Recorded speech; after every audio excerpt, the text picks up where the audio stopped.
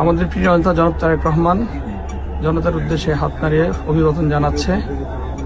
এখানে লক্ষ লক্ষ